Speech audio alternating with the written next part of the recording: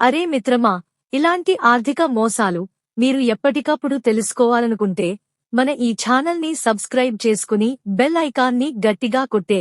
హైదరాబాద్లో share trading పేరుతో జరిగిన సైబర్ మోసం కేసులో సైబర్ నేరగాళ్లు 2 బాధితుల నుంచి 4,15,00,000 రూపాయలు కొట్టేశారు.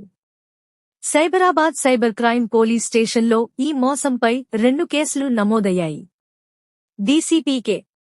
సాయిశ్రీ వివరాల ప్రకారం నగరానికి చెందిన 2 వ్యక్తులను నేరగాళ్లు ఫేస్బుక్, ఇన్స్టాగ్రామ్ ద్వారా సంప్రదించి తాము పర్సనల్ ఫైనాన్స్ అడ్వైజర్లమని, స్టాక్ ట్రేడింగ్లో తమ సూచనలు పాటిస్తే తక్కువ కాలంలో భారీ లాభాలు వస్తాయని నమ్మించారు. బాధితులను వాట్సాప్ గ్రూప్లలో చేర్చి అక్కడ సభ్యులు లాభాలు వచ్చినట్లు నకిలీ స్క్రీన్ షాట్లు పోస్ట్ చేసేవారు. ఈ నమ్మకంతో బాధితులు నేరగాళ్లు సూచించిన యాప్లను డౌన్లోడ్ చేసి పెట్టుబడులు పెట్టారు. ప్రారంభంలో చిన్న లాభాలు చూపించడంతో ఆశపడిన బాధితులు మరింత డబ్బు బదిలీ చేశారు. ఒక బాధితుడు 2,24,00,000 రూపాయలు, మరొకరు 1,91,00,000 రూపాయలు పంపారు. యాప్లో వర్చువల్గా రెట్టింపు లాభం చూపించినప్పటికీ డబ్బు విత్డ్రా చేసే అవకాశం ఇవ్వలేదు. మోసపోయినట్లు గుర్తించిన బాధితులు పోలీసులను ఆశ్రయించారు. సంబంధిత సమాచారం 2025లో హైదరాబాద్లో సైబర్ మోసాలు గణనీయంగా పెరిగాయి.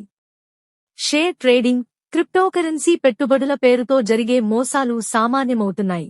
గత ఏడాది తెలంగాణలో సైబర్ క్రైమ్ కేసులు 15% పెరిగాయి. 200 కోట్లకు పైగా నష్టం జరిగినట్లు అంచనా. జాగ్రత్తలు, సూచనలు.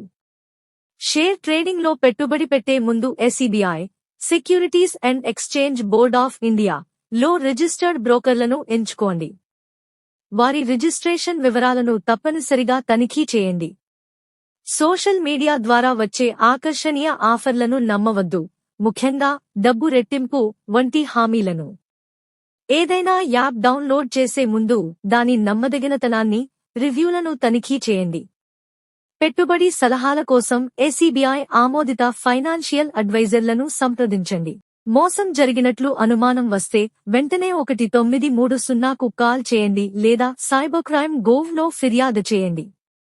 బ్యాంక్ స్టేట్మెంట్లను రెగ్యులర్గా చెక్ చేయండి. 2-ఫ్యాక్టర్ అథెంటికేషన్ ఉపయోగించండి. Cyber crime help line 8712666571 Hyderabad ను సంప్రదించండి.